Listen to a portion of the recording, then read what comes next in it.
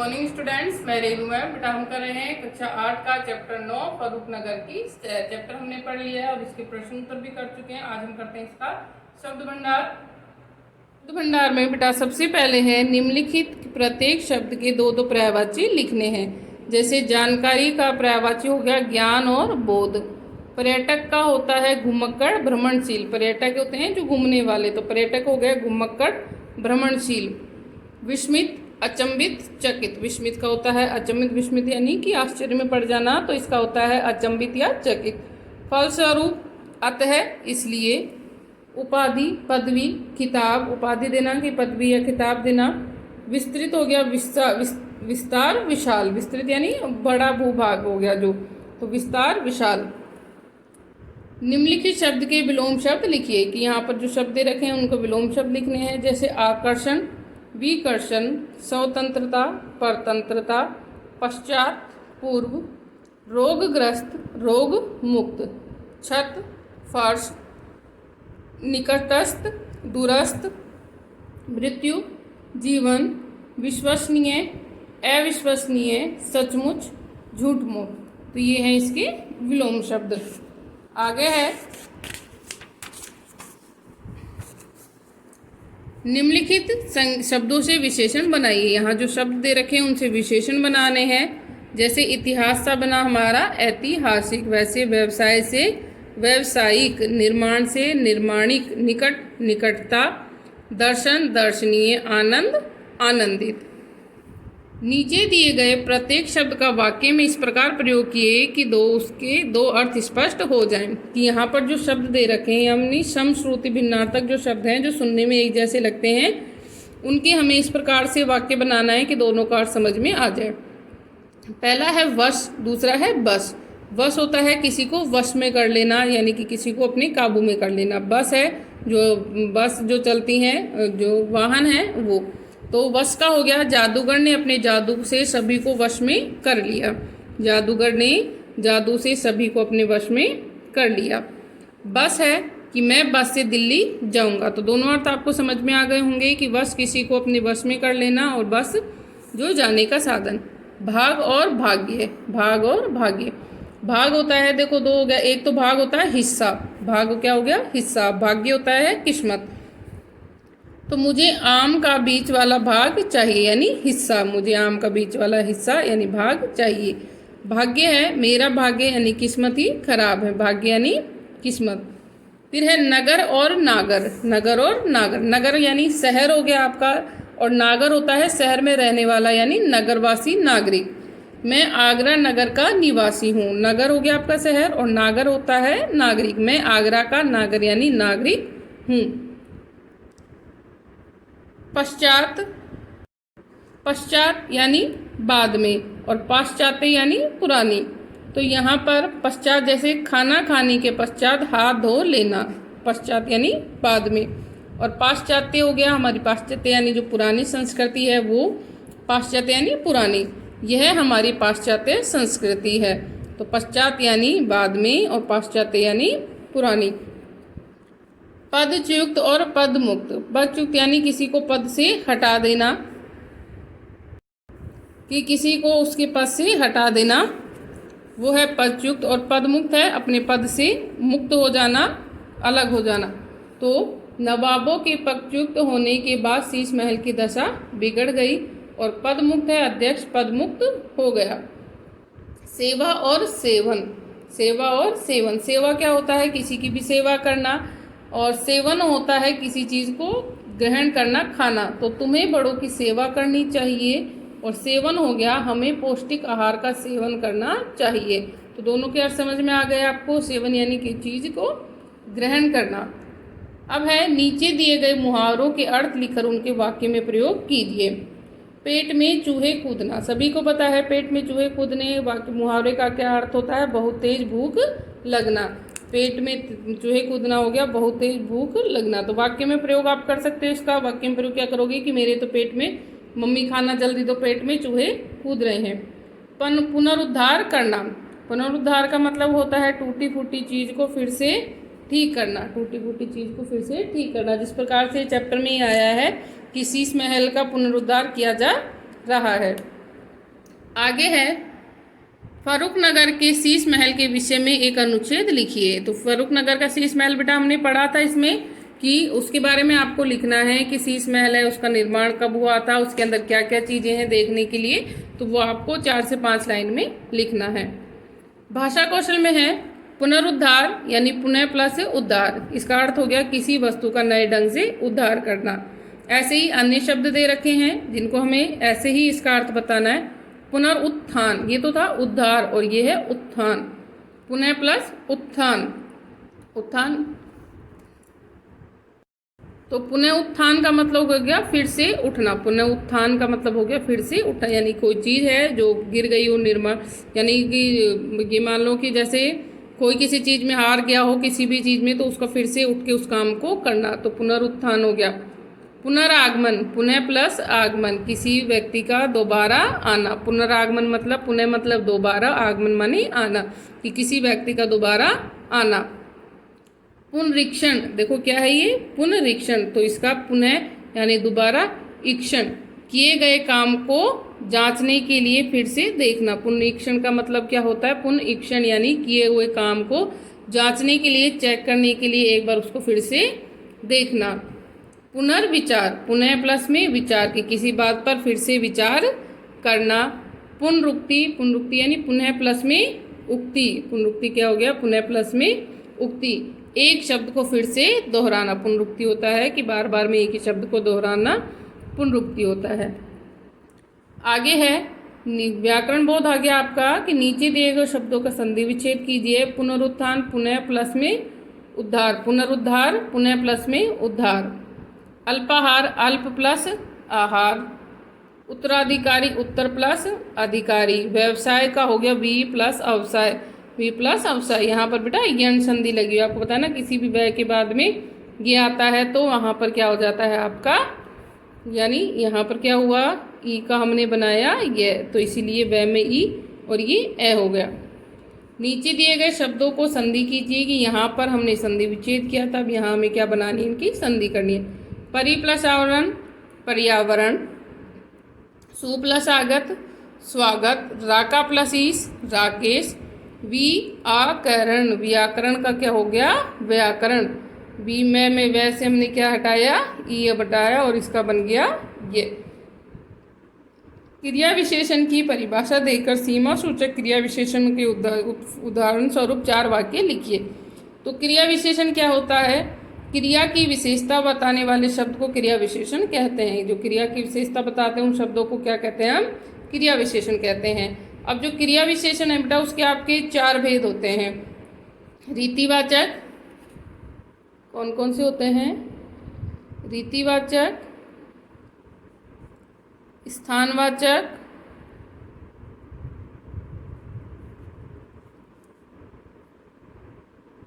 कालवाचक या समयवाचक, कालवाचक, और 5वां है परिमाणवाचक। तो रीतिवाचक में होगी आपकी क्रिया कैसे होती है, स्थानवाचक में क्रिया कहाँ होती है, कालवाचक में कब, और परिमाण में कितनी। तो ये आपके जो क्रिया विशेषण हैं इसके 4 भेद हैं। इसमें सीमा सूचक है वो आपका नहीं आएगा कि सीमा सूचक क्रिया विशेषण का, तो आपको सिर्फ परिभाषा लिख लेना और इसके 4 भेद लिख लेना। तो ये चैप्टर है आपका कंप्लीट हो गया, 9 चैप्टर। कल हम करेंगे पार्ट 10। Thank you.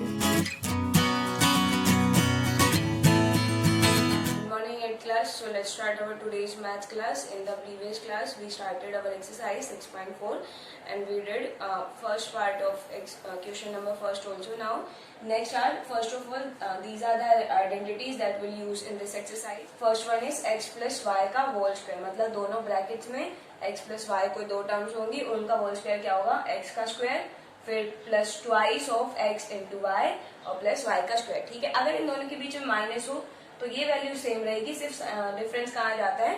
माइनस का 2xy हो जाता है। इसके बाद क्या है, अगर इन दोनों का इंडिविजुअल स्क्वायर है, ठीक है, जैसे a का मतलब हमारे पास गिवन हो 2x का स्क्वायर माइनस में 4y का स्क्वायर, तो उस केस में क्या हो जाता है, हमारे पास इंडिविजुअल स्क्वायर गिवन होते हैं, तो क्या करते हैं एक बार उन दोनों को माइनस और एक बार उन दोनों को प्लस और उनका मल्टीप्लीकेशन, ठीक है। और इसके अलावा जो टर्म थे जिनमें क्या हो ये पैटर्न ना बन रहे हो, उस केस में क्या होता है, जैसे फॉर एग्जांपल फर्स्ट पार्ट में तो यहाँ क्या दिख रहा है, फर्स्ट टर्म सेम दिख रही है लेकिन सेकंड टर्म सेम नहीं है, तो मतलब इनमें से कोई पैटर्न नहीं बनेगा, ठीक है।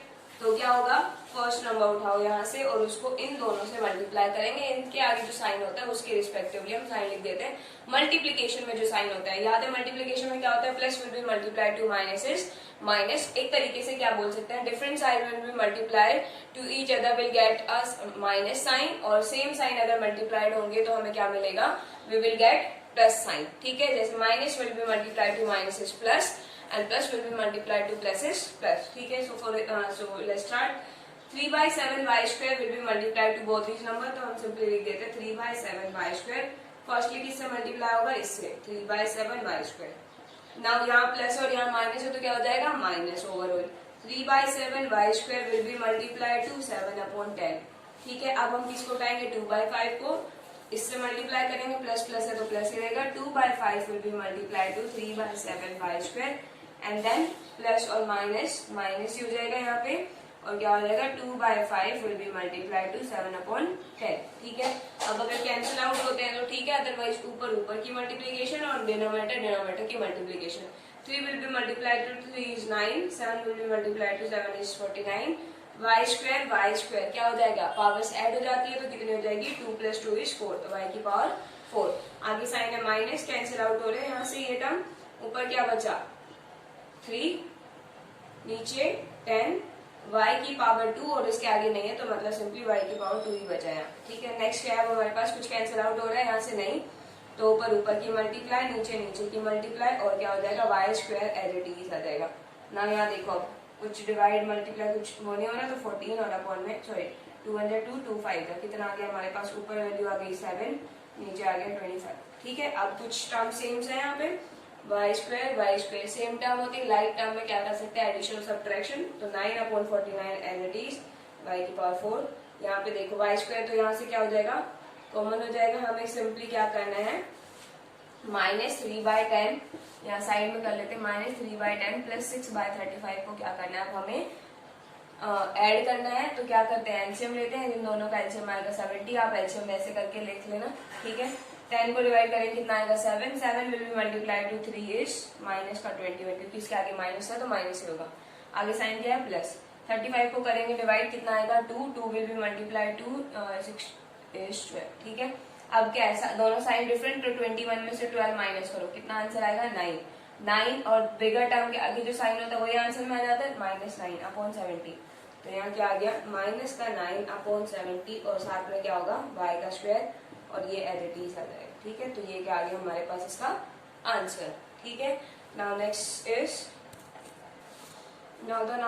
पार्ट इज दिस, यहाँ पे भी सेम टर्म्स नहीं है, सिर्फ ये सेम है, बाकी दोनों नहीं है, तो क्या करेंगे, 8xy उठाते हैं, दोनों से multiply, 8xy will be multiply to first axy, now plus, और क्या होगा, प्लस ही होगा, 8xy will be multiply to 3/8, then किसको उठाएंगे, 7/8 plus plus plus, 7/8 will be multiply to 8xy, then 7/8 is multiply to this, plus plus है तो plus ही रहेगा। अब क्या करेंगे, मल्टीप्लाई सिंपली, अगर कैंसिल आउट होते हैं तो ठीक है, 8 will be multiply to 864, x multiply x power 1 और 1 कितना हो जाएगा, ऐड होके 2, तो x की पावर 2, y1 और y1 कितना हो जाएगी, y की पावर 2। नेक्स्ट देखो 8 will be cancel out to 8, 1 हो गया, यहाँ पे कितना बचा 3, और यहाँ पे सिर्फ xy, नीचे 1 ही है, 1 को लिखने की जरूरत नहीं होती, यहाँ से देखो कैंसिल आउट 1 तो कितना हो गया, प्लस का 7 और xy बचा यहाँ पे, और यहाँ पे क्या हो जाएगा, कुछ कैंसिल आउट नहीं हो रहे, तो सिंपली यही, ठीक है। आप लाइक टर्म्स ढूंढ लो, लाइक टर्म दिख रही xy, तो ये लाइक टर्म से एडिशन कर देंगे, तो 64x² y² प्लस 10xy, क्योंकि माइनस में नहीं है तो सिंपली एडिशन ही कर देंगे, और ये क्या हो जाएगा हमारे पास इसका आंसर, ठीक है। Now next one is, so in the second question we have using identities, identity जो मैंने लिखवाई थी उनमें से फाइंड द स्क्वायर, स्क्वायर मतलब होता है इनका हमें स्क्वायर निकालना है, ठीक है। क्या दिख रहा है यहाँ बीच में प्लस, तो कौन सा लगेगा, x + y का होल स्क्वायर, यहाँ पे x है पूरा 5x², तो यहाँ रूल वो क्या होता था फॉर्मूला, 5x² उसका होल स्क्वायर प्लस 2 × x कितना है 5x², तो 5x² मल्टीप्लाई y यहाँ पे है 3y², तो y, और प्लस में क्या होता है y का स्क्वायर, तो 3y का होल स्क्वायर। ठीक है, उसको ब्रैकेट में लिखेंगे। अब देखो यहाँ पे पहले न्यूमेरल का करो स्क्वायर, कितना हो जाएगा 5 will be multiply to 5 is 25। फिर एक्स स्क्वायर का करेंगे स्क्वायर, एक्स स्क्वायर का क्या हो जाएगा हमारे पास 4। ठीक है, क्या होता है स्क्वायर का मतलब उसी नंबर को हम क्या लिखते हैं 2 टाइम्स लिखते हैं, ऐसे लिख के देख लेंगे 5 will be multiply 25, x square power क्या हो जाती है एडिशन हो जाती है, उसमें मल्टीप्लीकेशन है तो क्या हो जाएगा एक्स की power 4। Now plus 2 will be multiplied to 5 is 10, 10 will be multiplied to 3 is 30, 30 तो आ गया न्यूमेरल में वैल्यू। अब उसमें देखते हैं यहाँ एक्स स्क्वायर के आगे और कोई टर्म नहीं है तो X square as it is, X की टर्म नहीं थी, वाई के आगे टर्म नहीं है तो वाई स्क्वायर ही हो गया। नेक्स्ट क्या आएगा हमारे पास, इन दोनों को लिखेंगे तो क्या आ जाएगा 9 और वाई की पावर 4, कुछ लाइक टर्म्स नहीं है तो सिंपली यही हो जाएगा हमारे पास। ठीक है, नेक्स्ट हमारे पास है 7th पार्ट है इसका, जिसमें है हमारे पास 4/5 एक्स वाई -1/7 जेड और उसका होल स्क्वायर करना है। ठीक है, क्या हो गया अब a माइनस बी का होल स्क्वायर क्या हो जाएगा, फर्स्ट ऑफ ऑल a का स्क्वायर, a हमारे पास एक्स वाई और इसका होल स्क्वायर, माइनस में होता है 2 इंटू एक्स क्या है यहाँ पे ये टर्म 4/5 एक्स वाई, y कितना है यहाँ पे 1/7, इसके आगे माइनस है उसको ध्यान नहीं देना है हमें क्योंकि माइनस हम ऑलरेडी पुट कर चुके हैं। सिंपली आपको आइडेंटिटी लगानी जिसमें जहां माइनस वहां पे माइनस, जहां प्लस वहां प्लस। ठीक है, फिर क्या होता है प्लस का वाई स्क्वायर, वाई हमारे पास पूरी ये टर्म है तो क्या हो जाएगा 1/7 जेड और उसका होल स्क्वायर। ठीक है, क्या होता है आप 2 बार मल्टीप्लाई करेंगे, 4 को अगर 2 टाइम्स करेंगे आएगा 16, 5 को करेंगे 25। ठीक है, अब x और y को अगर 2 टाइम्स मल्टीप्लाई करते हैं, यहाँ देखो हो गया यहाँ पे एक्स वाई स्क्वायर का मतलब 2 टाइम्स लिखते हैं, x यहाँ पे क्या हो जाएगा पावर साइड और यहाँ भी पावर साइड, तो क्या आ गया x का स्क्वायर y का स्क्वायर। अब देखते हैं यहाँ पे कुछ कैंसिल आउट हो रहा है, नहीं तो माइनस का 8 और अपॉन में नीचे क्या है 35। ठीक है, इसके बाद देखो यहाँ कोई कॉमन टर्म है जिसको हम ऐड कर सके, नहीं तो सीधा क्या लिख देंगे इन तीनों का ही मल्टीप्लीकेशन। नाउ नेक्स्ट में जाएंगे 1/7 को 2 टाइम्स करेंगे, 1/7 विल बी मल्टीप्लाई टू 1/7, ऊपर की नीचे की 1/49 और जेड का स्क्वायर मतलब जेड को 2 टाइम्स जेड का स्क्वायर हो जाएगा। ठीक है, तो ऐसे आपको बाकी सारे पार्ट करने हैं। अगर 4 पावर में जैसे नेक्स्ट जो 8 पार्ट है उसमें 4 पावर में तो क्या हो जाएगा स्क्वायर करेंगे तो कितनी पावर हो जाएगी 8 और ऐसे ही हमारे पास उनको सोल्व करना। ठीक है, now next one is now in the third question we have using identities. तो जो 3 आइडेंटिटीज लिखवाई थी उनमें से पहले हमें क्या करना है रिकॉग्नाइज करना है कि which identity will be used in this particular part and then we use the identity. Now fourth part जो है इसका वो है हमारे पास 4x/5 माइनस, अब यहाँ देखो 4x/5 4x/5 y/7 मतलब टर्म्स तो सेम है, सिर्फ क्या है साइन में चेंज है माइनस और प्लस। और जब साइन में चेंज था वो कौन सा था थर्ड आइडेंटिटी, जिसमें क्या था इन दोनों का क्या हो जाता है इंडिविजुअल स्क्वायर और माइनस बीच में लग जाता है, तो इन दोनों के इंडिविजुअल स्क्वायर करें क्या हो जाएगा एक्स का स्क्वायर जो कि ये टर्म हो गई, बीच में साइन माइनस का और y/7 का स्क्वायर क्या बन जाएगा हमारे पास, इसको 2 टाइम्स लिखेंगे 4/25 और x को लिखेंगे तो x स्क्वायर बन जाएगा, माइनस बीच में इन दोनों को लिखेंगे 2 बार तो कितना हो जाएगा ऊपर तो y का स्क्वायर नीचे 49 और यही क्या आ जाएगा हमारे पास आंसर। ठीक है, सिंपली हमें आइडेंटिटी रिकॉग्नाइज करनी है कि कौन सी लग सकते हैं, इनमें सब में वही लगेगी हमारे पास। जैसे 6 है 7p - 1/2m इनटू में 7p + 1/2m। ठीक है, क्या है हमारे पास फर्स्ट माइनस सेकंड प्लस, यहाँ पे हर जगह क्या है आगे प्लस हो पीछे माइनस हो कोई फर्क नहीं पड़ता है क्योंकि मल्टीप्लीकेशन में 3 विल बी मल्टीप्लाई टू 4 = 12 और अगर हम 4 को 3 से मल्टीप्लाई करेंगे तो भी 12 आएगा। साइन चेंज करना सॉरी आगे पीछे लिखने से कोई फर्क नहीं पड़ता। ठीक है, सिर्फ मल्टीप्लीकेशन में होना चाहिए। तो यहाँ क्या बन रहा है माइनस प्लस वैल्यू सेम है तो क्या लग जाएगी यही आइडेंटिटी, इंडिविजुअल का स्क्वायर बीच में क्या हो जाएगा माइनस का साइन और यहाँ पे इनका स्क्वायर लिखेंगे क्या हो जाएगा यहाँ पे 49 p का स्क्वायर माइनस साइन 1/2 को 2 टाइम्स लिखेंगे कितना हो जाएगा 1/4 और m को 2 टाइम्स लिखेंगे तो m का स्क्वायर। सिर्फ ऐसे ही करना है आपको बाकी सारे पार्ट्स भी इसके। ठीक है, एक लास्ट जो है 7th 8 उसमें क्या है 0.5 mn, तो वहां पे देखो फर्स्ट ऑफ ऑल दोनों टर्म सेम दिख रही है तो यहाँ क्या हो जाएगा 0.5 mn का होल स्क्वायर, मैं डायरेक्ट करा रही हूँ इसको। ठीक है, और माइनस में क्या हो जाएगा क्योंकि दोनों साइन क्या है दोनों वैल्यूज प्लस माइनस के साथ हुए। ठीक है, 0.5 को 2 टाइम्स मल्टीप्लाई करो ऐसे लिखेंगे कितना हो गया 25। अब कितने वैल्यूज के आगे पॉइंट है 1 और 1 तो 2 पॉइंट्स यहाँ से छोड़ के पॉइंट लगाएंगे तो 2 तो यही होगी डिजिट तो मतलब 0.25 आ गया इसका आंसर और mn को 2 बार लिखोगे तो m का स्क्वायर n का स्क्वायर माइनस 0.4 का करेंगे तो कितना आ जाएगा हमारे पास 16, दो टर्म्स के पहले क्या लगाएंगे डेसिमल, तो 1 2 तो यहाँ लगेगा, तो इसके आगे 0 0.16 और p का स्क्वायर हो जाएगा। सिंपली ये होगा हमारे पास, ठीक है। So rest of the questions we try in the next class. So that is all for today. Thank you, have a nice day. A very pleasant morning to all my dear student of class 8. This is Vinita ma'am, your science teacher, welcoming again to all of you on our YouTube channel of online classes. Student, as you know that in our coming videos we are going to provide you the better or to best content for your the best revision of A7 preparation. So student, to continue that series, I am going to tell you about the chapter. Student, we are going to revise the exercise of the chapter 13 in today's video. So we will start it from MCQs. Tick the correct options. The first one is sound waves travel fastest in. Sound waves किस चीज़ में सबसे तेज़ travel करता है? Options are air, metal, vacuum, liquid. Student, sound सबसे fastest metal में travel करता है बिकॉज जो मेटल के मॉलिक्यूल्स होते हैं वो क्लोजली पैक्ड होते हैं। तो वन मॉलिक्यूल जब हिट होता है तो वो दूसरे को भी हिट करता है, वाइब्रेशन दूसरे में भी पास होती है। So that's why sound travel much faster in metals. The right answer is your metal. Which part of the ear transmit sound vibration to the brain? Student, sound जो है हमारे ईयर से ब्रेन तक कैसे ट्रांसफ़र होती है, वो year का कौन सा पार्ट होता है जो इसमें हेल्प करता है? So options are ear drum, cochlea, auditory nerves, stirrup. The right answer is auditory nerves. Student, auditory nerves जो होती है, ऑडिटरी नर्व्स का काम क्या होता है? किसी भी चीज़ को, किसी भी मैसेज को हमारे स्किन से, हमारे जो भी ऑब्जेक्ट सपोज दैट हमारी स्किन में टच होता है तो वहाँ से वो मैसेज कन्वे करती है ब्रेन तक। तो ये नर्व इम्पल्सेस जो होती हैं ये मैसेज कैरी करके ले जाती हैं ब्रेन तक। सो the right answer is auditory nerves. Sound of loudness more than 80 decibel is. जो हमारी साउंड होती है लाउडनेस की, मतलब sound of loudness more than 80 decibel, जो हमारे साउंड की लाउडनेस होती है, ठीक है, वो if it is more than 80 decibel then वो हमारे किस चीज़ में काउंट होगी? Bearable, unbearable and shrill, weak sound, none of these. Right answer is unbearable and shrill. Because student देखिए, जो साउंड हमें इफ़ स्टूडेंट जो साउंड होती है इफ़ 80 डेसिबल से लो है तो वो हियरेबल होती है, बियरेबल होती है, मीन्स सुनाई भी देती है एंड प्लस में बियरेबल, हम उसे सह सकते हैं। But if the sound loudness is more than 80 decibel, वो 80 डेसिबल से ऊपर होती है तो वो बहुत ही ज़्यादा भयंकर आप कह सकते हैं, and it is physically painful to us.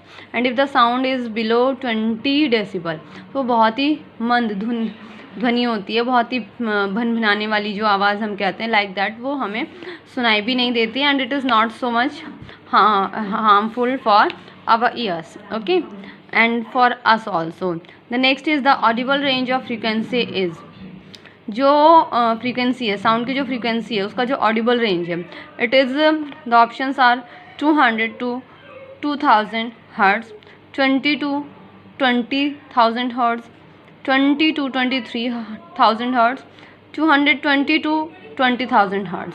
Student, जो हमारी ह्यूमन ईयर्स से बियरेबल मीन्स ऑडिबल जो साउंड फ्रीक्वेंसी है वो 20 to 20,000 हर्ट्ज़ के अंदर ही होती है। इफ़ 20 से लेस है वो भी हमें सुनाई नहीं देगी, एंड मोर दैन 20 है तो वो बहुत ही ज़्यादा हार्मफुल हो जाते हैं हमारे ईयर्स के लिए, नॉइज़ पॉल्यूशन में वो काउंट होती है। So the right answer is 20 to 20,000 hertz. The next is the amplitude of the sound waves decided its. जो साउंड के एम्पलीट्यूड्स हैं, साउंड वेव्स के जो एम्पलीट्यूड है वो कैसे डिसाइड्स होते हैं? Student, options are speed, loudness, source, pitch, and the right answer is loudness. Sound की जितनी लाउडनेस होगी the amplitude will be that, मतलब लाउडनेस होगी और ग्रेटर एम्पलीट्यूड होगा। सो our right answer is loudness. Loudness जो है जितना ग्रेटर एम्पलीट्यूड होगा स्टूडेंट, लाउडनेस भी उतनी ज़्यादा होगी. We have completed our MCQs. Now move to the fill-ups. The first one is sound is produced because of. Sound किस चीज़ के कारण प्रोड्यूस होता है student? Only because of the vibration. When the object get vibrate, the sound produce. Okay. The unit of loudness of sound is. Loudness की जो The unit of loudness of sound is decibel. जो sound की loudness की unit है, okay, loudness की unit is measured in the decibel and it is denoted as small d capital B. Sound cannot travel through. Sound किस चीज़ में नहीं travel कर सकता? It can't travel into the vacuum. Vacuum में means खाली space में साउंड ट्रैवल नहीं होता है because it needs a medium for the traveling. Larynx is located at the dash of the windpipe. Windpipe के सबसे top of the floor, top of the most of the top पे ये larynx located होता है. It is on the upper end. Time taken to complete one vibration. एक vibration को complete करने के लिए जो टाइम रिक्वायर्ड होता है that is known as the time period. Now move to the true false. The first one is sound can not travel through vacuum. Sound किस में ट्रैवल नहीं हो सकता? Sound can not travel through the vacuum.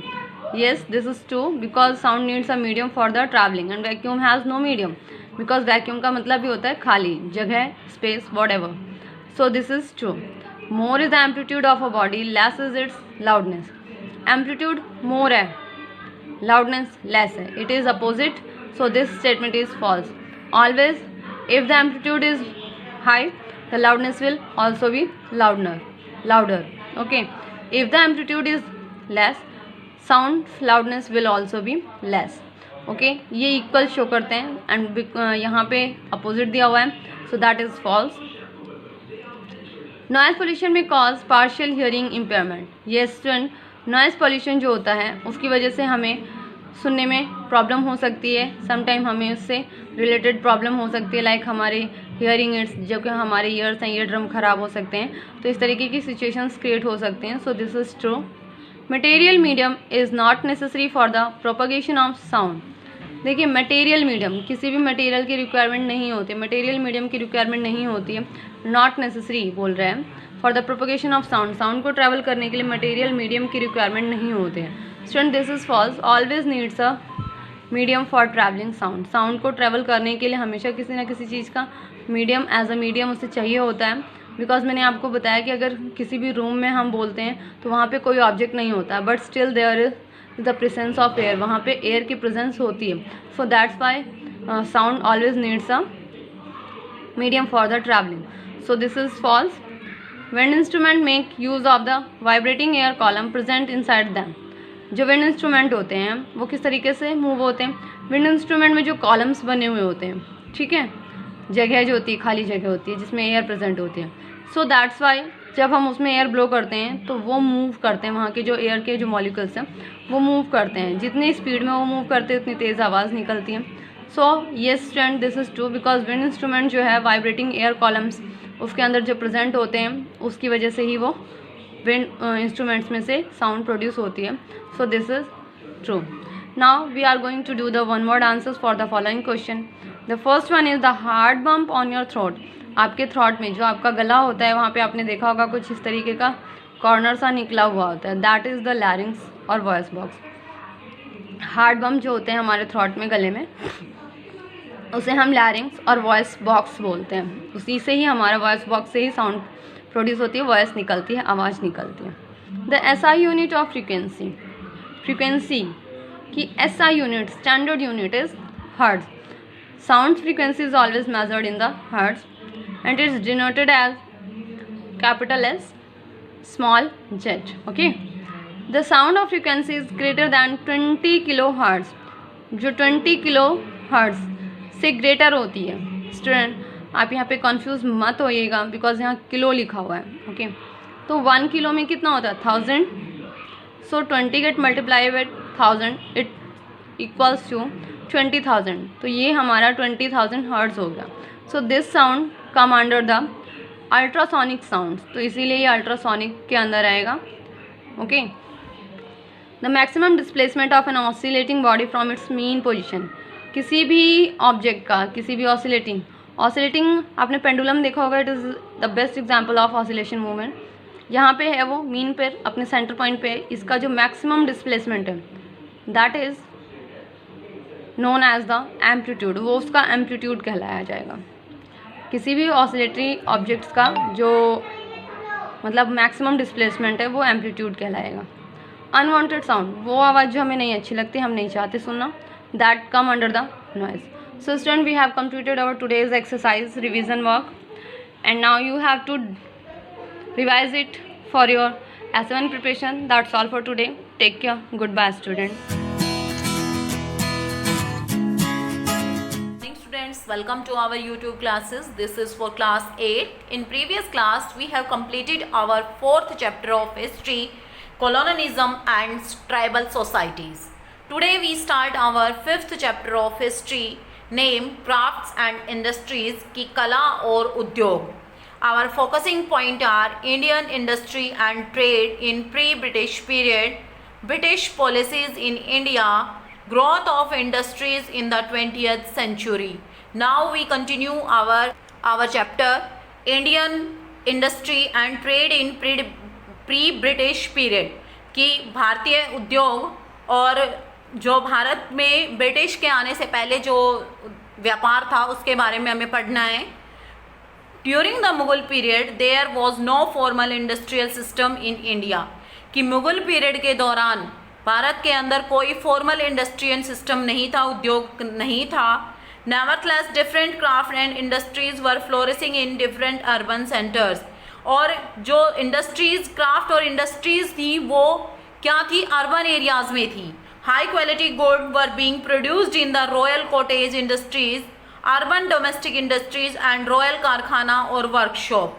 और जो high quality के product बनते थे वो कहाँ बनते थे, रॉयल कॉटेज में बनते थे, इंडस्ट्रीज में बनते थे, अर्बन डोमेस्टिक इंडस्ट्रीज में बनते थे और रॉयल जो कारखाना थे और वर्कशॉप थी उनमें बनते थे.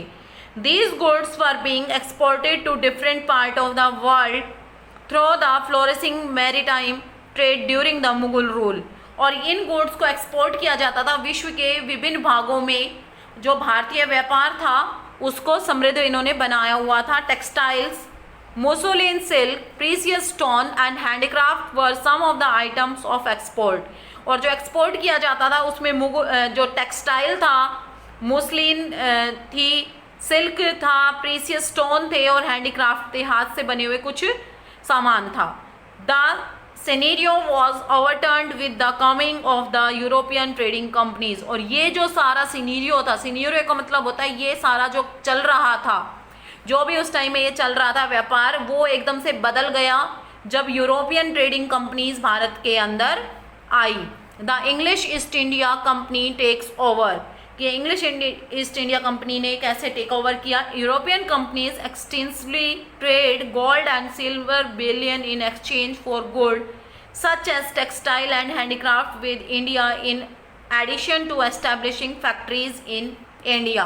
कि ये लोग क्या करते थे कि सोने और चांदी के जो बुलियन थे, इनके ये करेंसी क्या है कि इसको ये एक्सचेंज करते थे, मतलब सामान लेते थे और सिल्वर या गोल्ड इनको देते थे. ठीक है. और establishing factory in India during the period from 1600 to 1757. और इन्होंने इसी तरीके से भारत के अंदर अपनी फैक्ट्रियां स्थापित कर ली 1600 से 1757 के बीच में. They also received firmans from the Mughal ruler.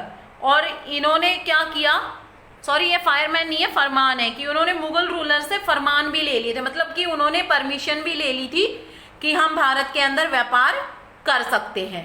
Giving them various trade concessions. और इन्हें बहुत सारे कंसेशंस भी मिल गए थे उन फरमान के जरिए. This lucrative trade with India resulted in a race between the various companies to gain monopoly over it, ultimately leading to the victory of English East India Company EEIC. और ये जो एक व्यापार करने का यहाँ पे एक जुनून था ना उनके अंदर, जो लुक्रेटिव मतलब ट्रेड, मतलब कि ये एक जो समृद्ध यहाँ का ट्रेड था उसके ऊपर अपना अधिकार जमाने के लिए विभिन्न कंपनियों के बीच में रेस हो रही थी कि हम कौन यहाँ पे प्रभुत्व स्थापित करें. और इसमें सफलता किसको मिली थी, इंग्लिश ईस्ट इंडिया कंपनी को मिली थी. The victory of EEIC in 1757 allowed the British to increase their political control in India.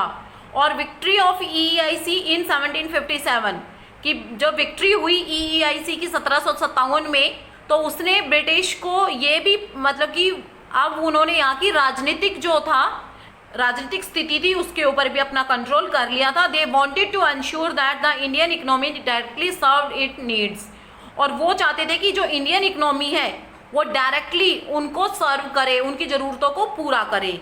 The company gained control over the land revenue collection and trade which directly affected the rural economy, और जो company है उसने control कर लिया था इसकी land revenue collection के ऊपर और इसके व्यापार के ऊपर, जिसने इनके यहाँ के ग्रामीण जो इकोनॉमी थी उसको प्रभावित किया। ठीक है बेटा, तो आपने पिछले हमने जब फर्स्ट चैप्टर पढ़ा, सेकंड चैप्टर पढ़ा, तो हमने वहाँ पे भी पढ़ा था कि जो EEIC थी उसने भारत के अंदर व्यापारिक रूप से वो आए थे, लेकिन उनका भारत में आने का क्या, फिर बाद में उन्होंने क्या किया कि यहीं पे भारत की राजनीतिक, आर्थिक, सामाजिक सभी स्थितियों पे उन्होंने अपना कंट्रोल कर लिया, और भारत की जो जनता थी उसको, जो उनकी लैंड थी उसको ले लिया, उसके ऊपर नए नए लैंडलॉर्ड बना दिए, हमने लास्ट चैप्टर में पढ़ा था। उसके कारण बहुत सारी रेबलियन हुई, और 1757 से लेके 1857 तक, इन 100 वर्षों के बीच में अंग्रेजों ने भारत को बिल्कुल ही निचोड़ के रख दिया था। मतलब भारत के अंदर जितना भी धन था उसको मोस्टली वो ब्रिटेन में लेके चले गए थे, और तब 1857 में एक बड़ी क्रांति हुई जब मंगल पांडे ने वो कारतूस को छीलने से मना कर दिया था, क्योंकि वो गाय की चर्बी से बने हुए थे। तो ये सारा हम आगे पढ़ेंगे, लेकिन मैं सिर्फ आपको एक ओवरव्यू बता रही हूँ कि ये सारा जो था, अंग्रेजों का आना, यहाँ पे अपना प्रभुत्व जमाना, तो ये सारा क्या था, जो इंडस्ट्रीज आई थी यहाँ पे, वो उसको उसका विकास था, क्योंकि उससे पहले यहाँ पे कोई इंडस्ट्रीज इतनी फ्लोरिस्ड नहीं थी। अंग्रेजों के आने से हमें कुछ फायदे हुए, बहुत सारा नुकसान हुआ है, कुछ फायदे हुए हैं। ठीक है। In 1764 the British received the diwani of Bengal. 1764 में ब्रिटिश को दीवानी मिल गई बंगाल, बिहार और उड़ीसा की, हमने लास्ट चैप्टर में भी पढ़ा था। This allowed them to use the revenue collected from Bengal region to finance trade with not only India but even other company, investment and private traders. और ये जो रेवेन्यू कलेक्शन था जो बंगाल से उन्हें मिलता था, तो अब उन्होंने क्या किया कि भारतीय ही नहीं, वो भारतीय जो बाहर की कंपनियां थी, अदर कंपनीज थी, उनके अंदर भी इन्वेस्ट करने लगे, और जो प्राइवेट ट्रेडर्स थे वो भी अब भारत के अंदर व्यापार करने लगे। So the need for import of gold and silver for trade was eliminated. और फिर जो नीड थी import of gold and silver की, वो भी एलिमिनेट कर दी गई, वो भी अब खत्म कर दी गई। On the other hand British manufacture tried to impose barrier on the cheap trade as they were unable to compete with the quality of the Indian goods। और क्या था कि दूसरी तरफ British manufacturers tried to impose barrier, कि British manufacture जो थे वो उन बैरियर्स को भी, मैन्युफैक्चरिंग के अंदर उन बैरियर्स को भी हटाने के लिए कोशिश कर रहे थे, जो भारतीय गुड्स से जो वो चीप ट्रेड कर रहे थे ना। मतलब भारत के अंदर इतनी टेक्नोलॉजी नहीं थी, तो यहाँ पे अगर वो कोई चीज़ बनाते हैं तो वो तो घटिया क्वालिटी की बनेगी, चीप क्वालिटी की बनेगी, तो इसीलिए वो उन बैरियर्स को भी हटाने की कोशिश कर रहे थे। द इंडस्ट्रियल रिवोल्यूशन, अब ये एक ऐसी रिवोल्यूशन है जिसने पूरे विश्व के अंदर औद्योगिकरण को बढ़ावा दिया था, इंडस्ट्रियलाइजेशन को बढ़ावा दिया था। ठीक है। The industrial revolution started in the 18th century in Europe, for ever changing the way goods were produced. कि जो इंडस्ट्रियल रिवोल्यूशन हुई थी 18th सेंचुरी में यूरोप के अंदर, उसने पूरा वे बदल दिया था, जो चीज़ों का बनने का तरीका था वो पूरा बदल दिया था। This led to a deeper social and economic impact, और इसने एक सामाजिक और आर्थिक दोनों पे ही बहुत गहरा प्रभाव डाला। Various machines such as the spinning jenny and cotton mill were introduced with revolutionised the economy. और जैसे कि स्पिनिंग जेनी और कॉटन मिल ये इंट्रोड्यूस्ड हुई भारत के अंदर भी और विदेश के अंदर भी, जो इस इकोनॉमिक रिवोल्यूशन, जो एक आर्थिक क्रांति थी। Expensive handmade goods crafted by artisan were replaced by cheaper good mass produced by machine operated. कि जो एक्सपेंसिव हैंडमेड गुड्स थे जो आर्टिशियन बनाते थे, उनकी जगह सस्ते अब मशीनों ने ले लिया, क्योंकि मशीनों से सामान बनाना सस्ता होता है। एक व्यक्ति हाथ से किसी चीज को बनाए और एक मशीनों से बने तो मशीन से बनी हुई चीज सस्ती होती है। By unskilled worker who were minimal wages, who were paid minimal wages, कि अनस्किल्ड, अब जो अनस्किल्ड वर्कर थे कंपनियों में, वो देखो जो हाथ से बनाएगा व्यक्ति वो स्किल्ड व्यक्ति होगा, ठीक है। हाथ से कोई व्यक्ति कढ़ाई बुनाई कर रहा है तो वो स्किल्ड व्यक्ति होगा, जबकि मशीनों से तो थोड़ा बहुत जानकार करने वाला भी मशीनों से काम कर लेगा। तो अब उन्होंने क्या किया कि कंपनियों के अंदर अनस्किल्ड मैन लगा लिए और जिनको कम पे करना पड़ता था उन्हें। In addition to these economic changes there were also deep social impact of the industrial revolution, और इकोनॉमिक चेंज के अंदर ये एक डीप सोशल इम्पैक्ट हुआ इंडस्ट्रियल रिवोल्यूशन के द्वारा। There was a migration of large number of people from villages to town in search for employment in the factories located there, और अब गांव से बहुत सारे लोग माइग्रेट करने लगे शहरों की तरफ नौकरी की तलाश में, क्योंकि वहाँ पे इंडस्ट्रीज स्थापित थी। The standard of living improved as goods became more affordable, और अब जो स्टैंडर्ड ऑफ लिविंग था वो इम्प्रूव होने लगा क्योंकि जो ज़रूरत की चीज़ें थी वो ज़्यादा मिलने लगी। अब कंपनियों में बनती थी वो तो ज़्यादा मिलने लगी। हाउएवर, और अफोर्डेबल भी थी, वो सस्ती थी। However there were also many negative impact, और बहुत सारे नेगेटिव इम्पैक्ट भी हुए। The town lacked proper infrastructure to match the influence of people and the worker often lived in rest condition, और जो टाउन्स थे वो पूरे तरीके से इंफ्रास्ट्रक्चर से मैच नहीं कर रहे थे। जो लोग वहाँ पे रह रहे थे, जो वर्कर वहाँ पे रह रहे थे, उनकी अब बुरी कंडीशन थी। They were paid very poorly and they had very long working hours, और वो मतलब उनका किराया बहुत महंगा था तो वो पे नहीं कर पाते थे, इसलिए वो गरीब हो रहे थे और उन्हें ज़्यादा लंबे समय तक काम करना पड़ता था। I hope students you understand the chapter very well. You read it again to understand the chapter. We read the remaining topics in next class. Thank you, have a nice day. Students, this is for class 8. Students, as you all know, we are doing chapter number conjunctions, and in previous video we discussed about the coordinating conjunctions, which is one kind of conjunction. Now we will start with the next kind of conjunction, and that is subordinating conjunctions. Now let's start with the subordinating conjunctions. Here is the define of subordinating conjunction. You have to write it down in your fair notebook. From here you are going to mark this up to here. A conjunction that join two sentences, one of which is dependent on the other, is called a subordinating conjunction.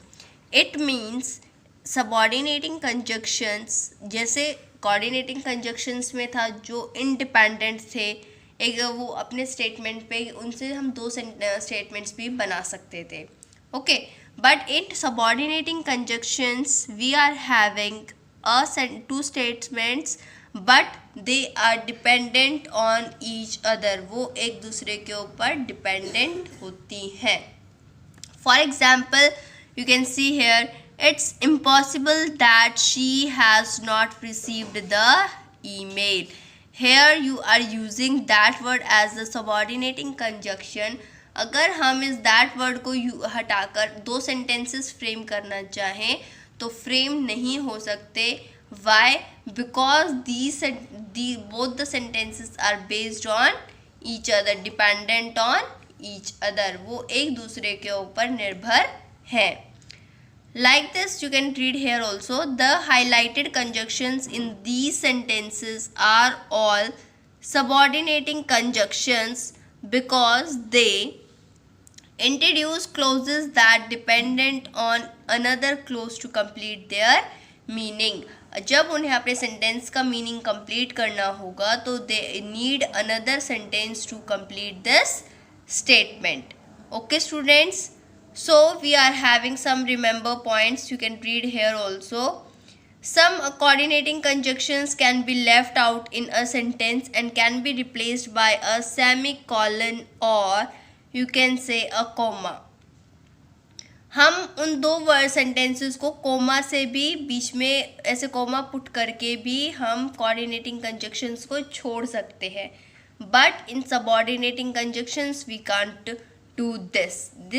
इसकी वजह से हमारा जो meaning है can not be left out, और हम इसकी वजह से सबऑर्डिनेटिंग कंजक्शंस एक दूसरे के ऊपर डिपेंडेंट होते हैं, तो इसकी वजह से है हम ये काम नहीं कर सकते in subordinating conjunctions. Make sure that. Next is subordinating conjunctions introducing noun clauses.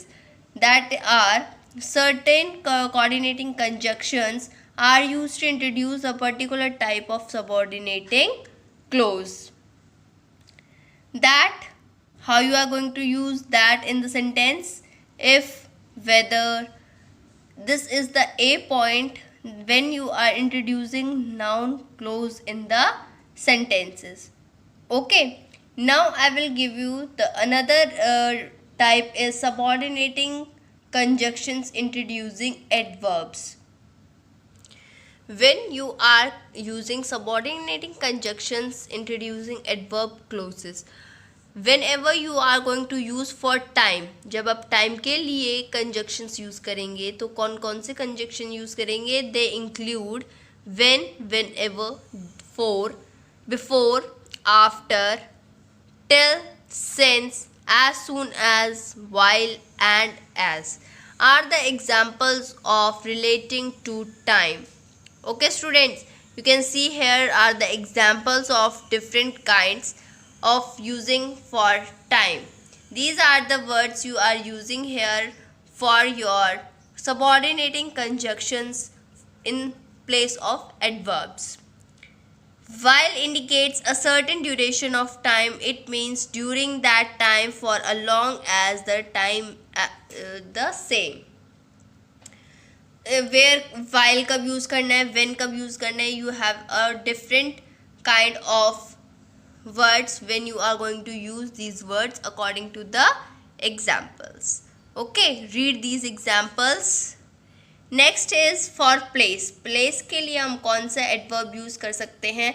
Where, whenever. We are having two words for using a conjunctions in between the sentences, and that are where and whenever. Okay, now for the reason or clause.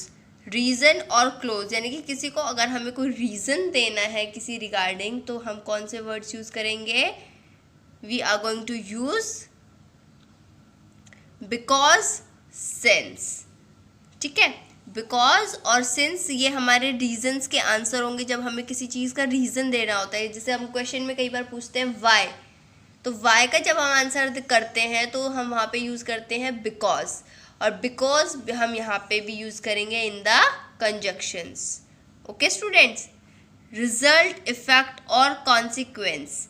जब हमें इन तीनों के answer करना होगा, result, effect और consequence का, तब भी हम कौन से वर्ड्स का यूज़ करेंगे? We are having words so, that, such, that. Okay, here we have the examples how we are going to use these words regarding result, effect or consequence. Regarding with the sentences we are having जब हम sentence read करते तो we get the answer. So like this we are going to put for the purpose we are using so that, in order, that and lest. These are the words we are using for purpose. Okay. Next is for condition. Condition का apply होती है जब हमें, तब हम कौन से words use करते हैं? And they are if, unless. If और अनलेस का ही यूज़ करते हैं इन द कंडीशन अप्लाई. जब हम कोई कंडीशन अप्लाई होती है तो उसके लिए हम इफ़ और अनलेस का यूज़ करते हैं. नेक्स्ट इज फॉर कंसेशन और contrast. Concession or contrast are the words introduced in this condition is though, although, even if, even though. Okay students, we are using these words. You can read these examples. Next is for comparison. जब हम दो चीज़ों को compare करते हैं, comparison करते हैं, तब हम कौन से words का use करते हैं? We will use as well as, you can say as, then. आपने कंपैरेटिव डिग्री का जब देन पढ़ा था कि कंपैरेटिव डिग्री में हम देन वर्ड यूज़ करते हैं, तो वो भी हम कंपैरिजन के लिए यूज़ करते हैं. यहाँ पे आ गया ना, कंपैरिजन में हम देन वर्ड भी यूज़ करते हैं, एज और देन वर्ड्स यूज़ करेंगे हम in the comparison. Okay, now at last we are having related to subordinating conjunction is manner.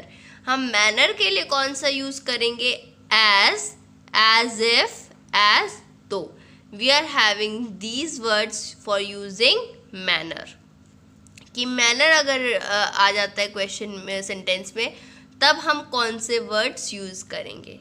Okay students, so students, this is your homework. You have to read these examples on your own. This is your homework and make sure that all the examples are very clearly written in your notebooks. You have to read them. आपको सिर्फ read करके ही पता चल जाएगा कि हमें कौन से वर्ड के लिए कौन सा सबऑर्डिनेटिंग कंजक्शन यूज़ करना है. बट आपको एक बार इनकी रीडिंग करनी बहुत ज़रूरी है. आप इनकी एक बार रीडिंग करेंगे तो आपको easily you can understand all the conjunctions how where you are going to use. Thank you everyone. I hope you understand this topic, subordinating conjunctions. Thank you everyone.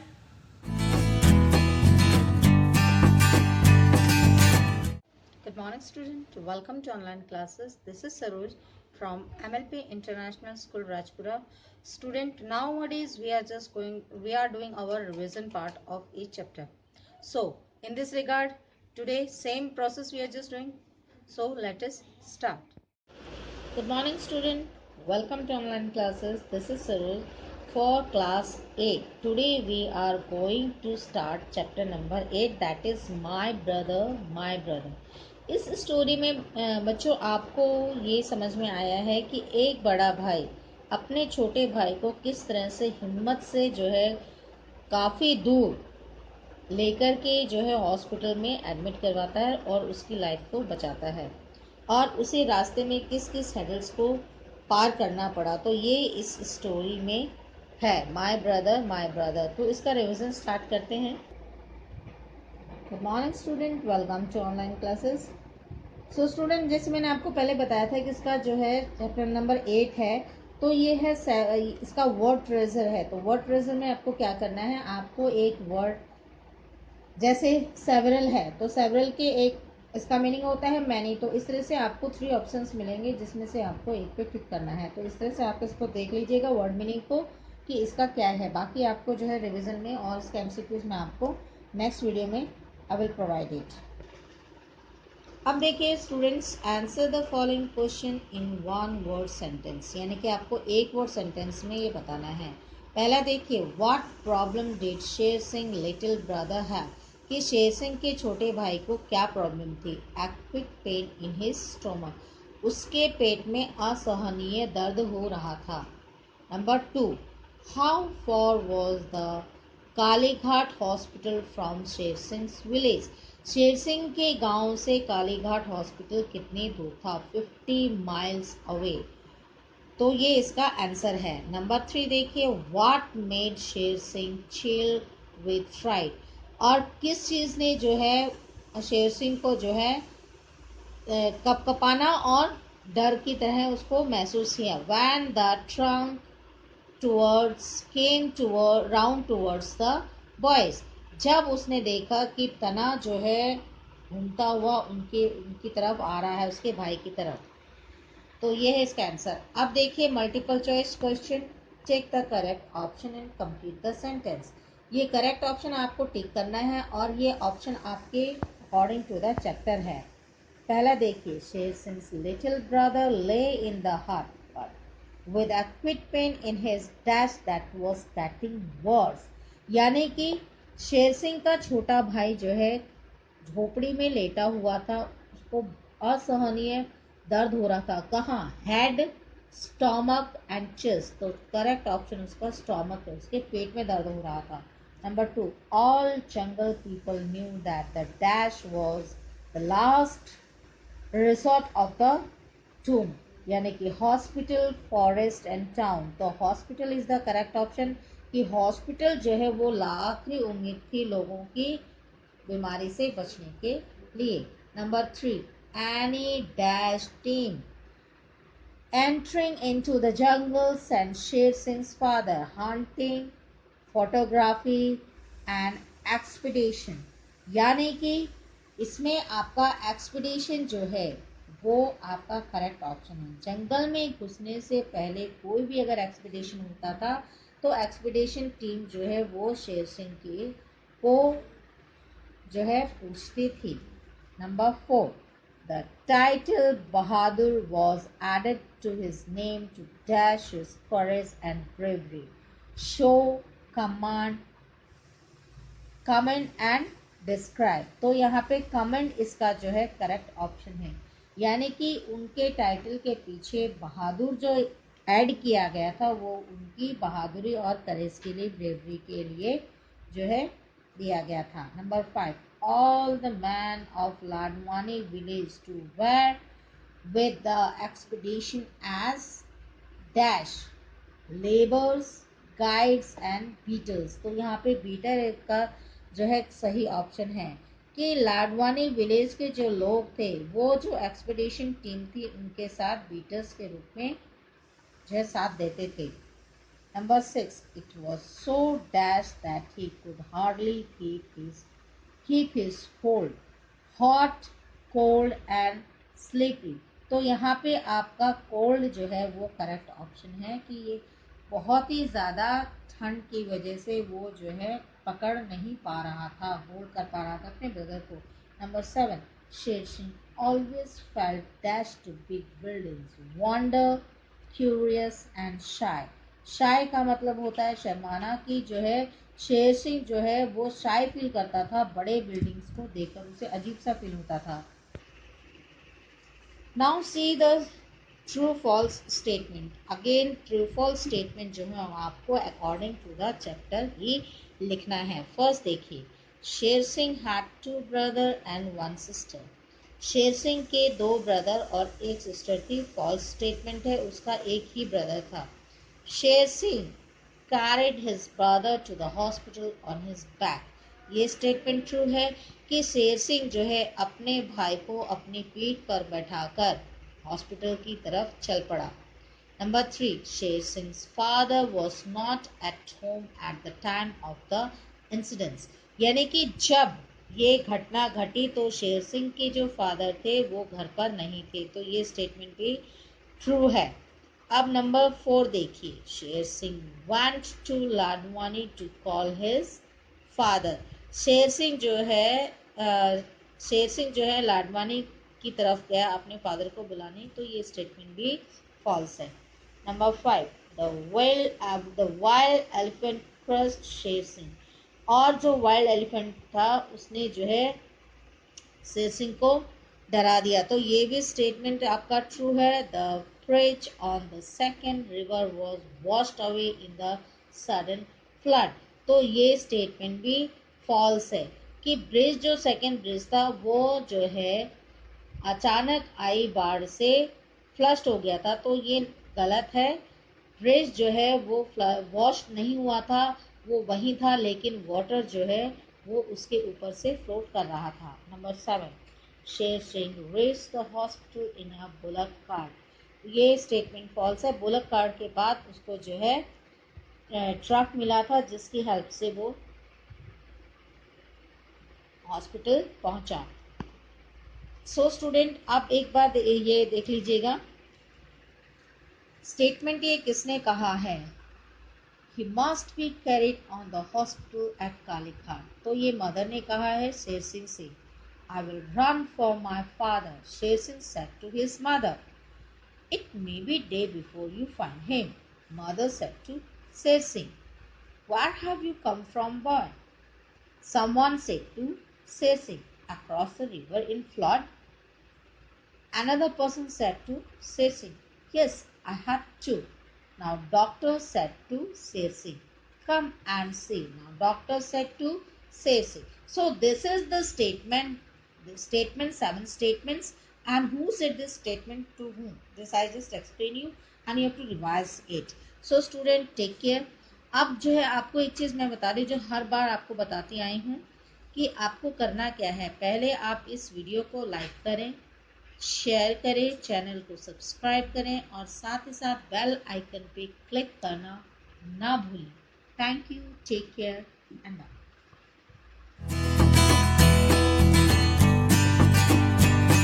Student, in 8th class GK, I Priyanka ma'am tell you about chapter number 19.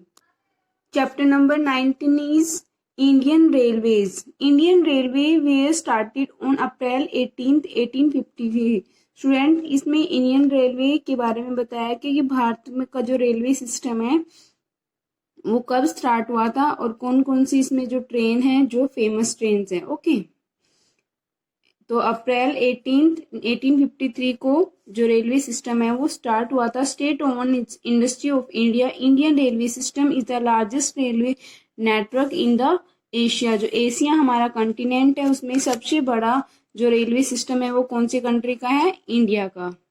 Now these trains are link the capital city or important city of various Indian states to a national capital New Delhi.